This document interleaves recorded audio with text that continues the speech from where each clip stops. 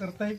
अनेक वाढदिवस या ठिकाणी संपन्न होत असतात. आज सचिन एक वेगळ्या पद्धतीचं धनुष्य, शिवधनुष्य म्हटलं पाहिजे, शिवधनुष्य उचलताना आपल्याला दिसतोय. काही लोक त्याला नावं ठेवतील, काही लोक, परंतु प्रत्येकाच्या भाग्यामध्ये हे नाही.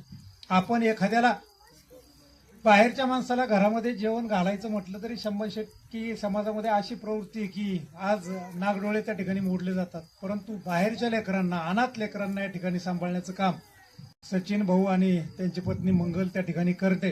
त्याबद्दल ग्रामस्थांच्या वतीनं नेहमीच आम्ही, किती खारीचा वाटा आम्हाला त्यात उचलता येतोय न येतोय हा वेगळा भाग आहे, परंतु अनेक दानशूर त्या ठिकाणी, दाते त्या ठिकाणी त्याला या पद्धतीची मदत त्या ठिकाणी करतात आणि आपले समिधा या होमकुंडात टाकण्याचा प्रयत्न करतात.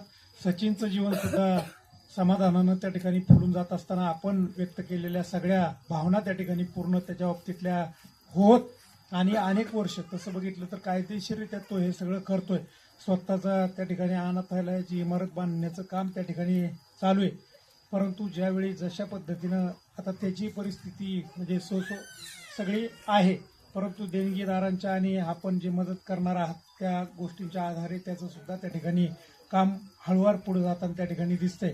ते काम भविष्यामध्ये पूर्ण झाल्यानंतर त्या ठिकाणी आपल्याला जायची संधी मिळेल.